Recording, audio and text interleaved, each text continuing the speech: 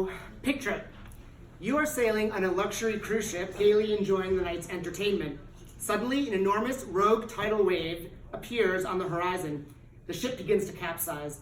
Fixtures fall off the walls, and dinner plates and silverware crash noisily to the ground.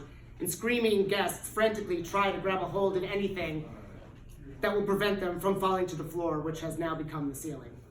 Or maybe you are a tourist in a major metropolitan city that just happens to be built on a major geologic fault line.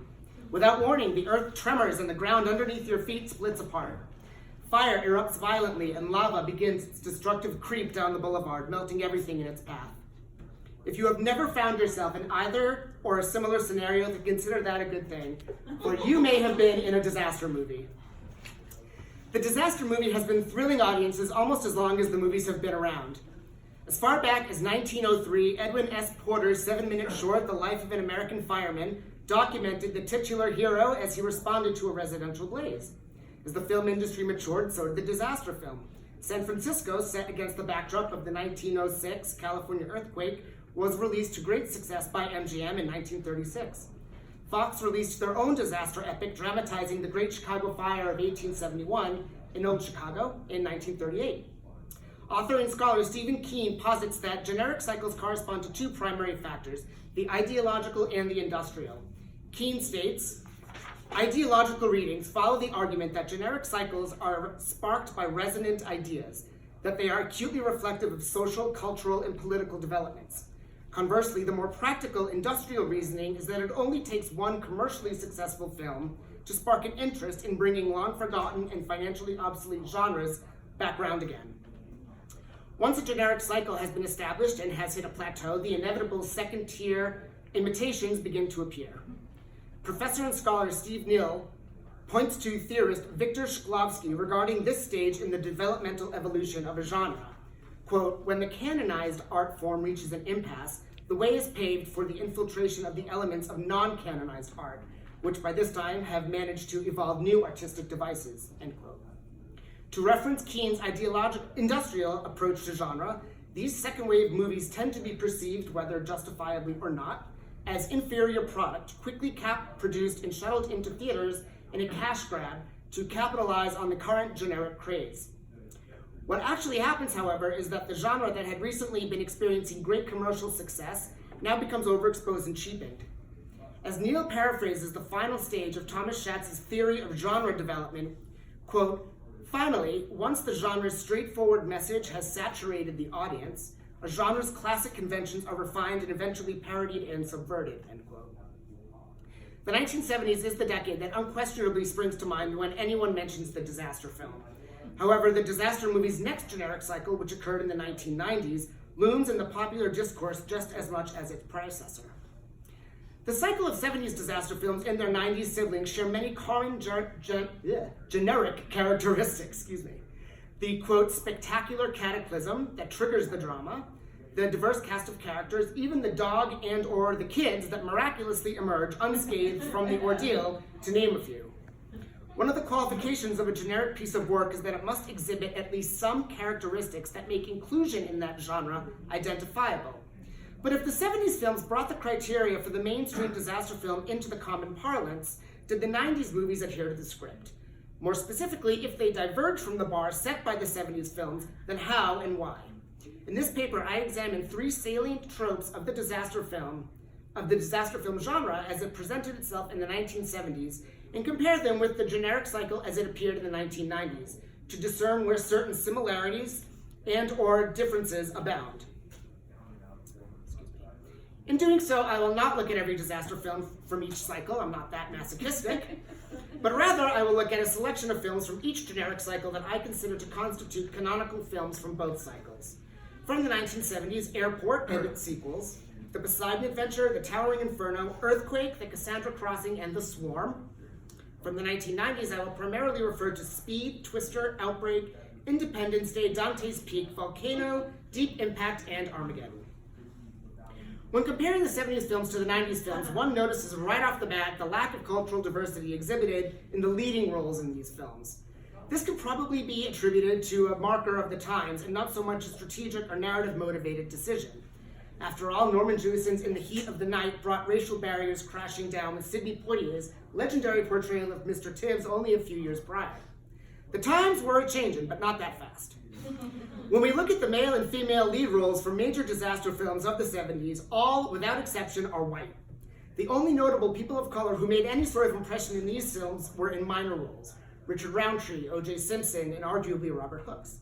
Sure, Jimmy J.J. Walker and Cicely Tyson appeared in the Concord Airport 79, but this was undoubtedly stunt casting more than anything. I don't think Universal put Charo in that film as a conscious move to appeal to the Latin market, for example. In the almost 2 decades between genre cycles, things didn't really seem to change all that much. People of color such as Denzel Washington, Wesley Snipes, and Angela Bassett were headlining films, but the only people of color that we saw in leading roles in the 90s cycle were Will Smith and Vivica A. Fox in Independence Day. Clearly, the disaster hero and heroine hadn't progressed with the times. Let us not forget, it wasn't until 2009 that the United States saw its first black president, and we still haven't had a woman leading the country in its highest office. Interestingly, due to the tremendous success of Independence Day, Will Smith momentarily became the go-to actor to headline blockbuster event pictures. Men in Black was released in 1997, Enemy of the State in 1998, and Wild Wild West in 1999. Juxtaposing the two cycles, we witness a glaring difference in the portrayal of women that can also likely be attributed to the period of time in which each cycle of films was made. The 1970s is famous, of course, for the emergence of the modern-day women's movement. The disaster films in the 70s, however, barely acknowledge this momentous shift in sexual politics and are awash in female subjugation.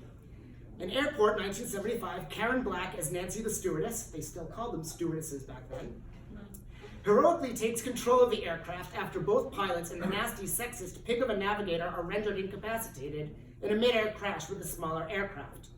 Although Nancy is, for a large portion of the film, flying the plane, she is nonetheless presented as too vulnerable for the job, almost weeping into her radio about how scared she is. Worse, the majority of men in the movie continually referred to Nancy as honey. In 1976's The Cassandra Crossing, Burt Lancaster's Colonel Mackenzie repeatedly shrugs off valuable input imparted by his colleague, Dr. Elena Stradler. Not only does Mackenzie discount Dr. Stradler, he brushes her off with that humiliating hand gesture that proclaims, "Settle down, settle down." Nevertheless, Hollywood was taking baby steps in its presentation of a more liberated woman in the 70s. The first disaster film of the 70s cycle, Airport, gives us Jacqueline Bissett's stewardess Gwen as an especially liberated woman. Gwen has become pregnant by alpha male pilot Vernon, played by Dean Martin.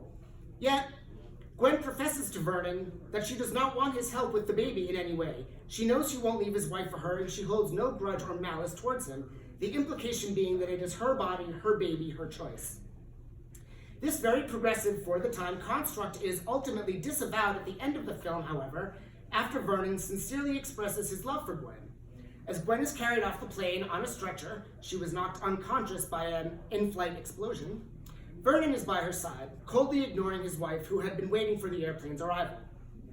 In Airport 1975, Nancy proves herself to be tremendously capable and resourceful, more so than anyone else in the movie for that matter, by commanding the aircraft. Eventually, however, masculine Charlton Heston swoops in and saves the day via a hilariously dramatic mid-flight onboarding. At some point before the end of the film, the male always takes over and undermines the female's success. Hollywood and the disaster film were still inching towards a reciprocal hero-heroine archetype in the 90s. In Dante's Peak, Linda Hamilton's character is the mayor of the small town where the volcano wreaks havoc, and Sandra Bullock's character in Speed vitally ensures the rigged bus does not drop below 50 miles per hour. However, in Outbreak, it is Rene Russo's character, a brilliant doctor in her own right, who becomes infected with the deadly virus and is quarantined for much of the movie. Thus, Dustin Hoffman's character becomes the de facto savior.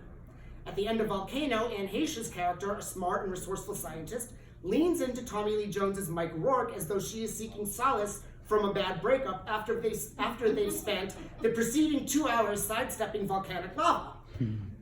This falsifies her authority as a fearless, capable woman and announces Rourke as her father figure and protector. The traditional masculine-feminine binary is subverted much more explicitly in 1996's Twister, where the gender roles are reversed. Helen Hunt's Dr. Joe Harding is presented as traditionally masculine, while Bill Paxton's Bill Harding represents the feminine. Jo is married to her job, she is avoidant of anything concerning relationships, and she aggressively initiates the final kiss with Bill at the movie's conclusion. Bill, on the other hand, is anxious to get remarried and settle down with brilliant psychologist Melissa, but is rendered vulnerable and emasculated when she dumps him.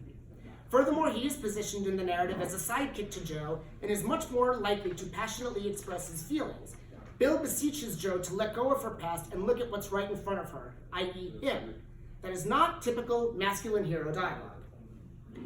A basic pleasure of watching a disaster film is seeing who among the famous faces populating the large cast of characters will survive the catastrophe and who won't. In this fundamental facet of the disaster film, the focus of the two cycles differs significantly. In the 1970s, the assortment of stars was prominently maintained as a group throughout the film.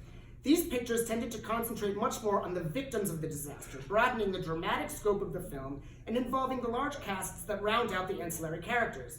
Gene Hackman led his fellow star survivors through the upturned ship to safety. Paul Newman and Steve McQueen fought the blaze so that the star victims trapped in the building could survive. Karen Black and Charlton Heston commandeered the damaged jetliner to get the star passengers on the ground in one piece. The focus is clearly displayed in the film's promotional posters. Conversely, in the 90s cycle, the concentration is more on the disaster and the rescuers, i.e. the headlining stars, while the ancillary cast is assembled of lesser-known performers. In Dante's Peak, the narrative focuses on Pierce Brosnan and Linda Hamilton as they attempt to dodge the exploding volcano. In Twister, Helen Hunt and Bill Paxton earn our attention as they chase tornadoes. In Speed, Keanu Reeves drives the rescue efforts. This speaks to, among other indicators, that the stakes were fiscally higher for the movies in the 90s, and films needed to provide more spectacular bang for the buck. The most expensive of the 70s movies I surveyed, 1978's The Swarm, cost $82.3 million when adjusted for 2019 inflation. Comparatively, the most expensive 90s movie I surveyed, 1998's Armageddon, cost $219.6 million when adjusted for 2019 inflation. In the majority of the 70s movies, the individual disaster was a show-stopping spectacle, but it moved to the background in favor of the drama. In the 90s, the spectacle needed to be bigger and more bombastic to heighten the thrill for audiences who were growing increasingly numb to extravagant visual effects.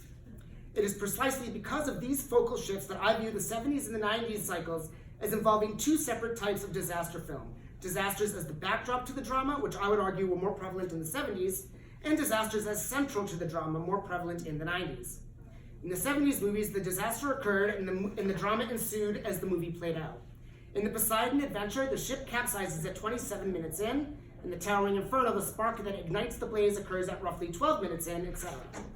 This is a proactive template for the disaster film. The characters unwittingly experience a disaster and must corral their resources to make it to safety in time. The disaster was presented as more of a springboard for the drama, not as the primary focal point. As the new Hollywood became emblematic of the era, the 70s movies were still very much dramatically and narratively centered. In the 90s, the reverse was true. The disaster tended to be central to the drama. In Twister, there is a threadbare dramatic skeleton in order to drive the plot, but the true attractions were the tornado sequences. Similarly, in Dante's Peak, there is superficial drama between the characters in order to maintain a story, but the main attraction of the film is the exploding volcano. This type of disaster film is reactive, one in which the characters withstand the disaster and try to avoid further peril. Theorist Tom Gunning once spoke of a, quote, cinema of attractions, as perfect a reason for the existence of the disaster film as I have found. Quote, the cinema of attractions directly solicits spectator attention, inciting visual curiosity and supplying pleasure through an exciting spectacle, a unique event, whether fictional or documentary, that is of interest in itself, end quote. It will be interesting to see what modifications subsequent cycles make to the storied genre as the budgets get bigger and the audience's demand for more spectacle rises. Thank you.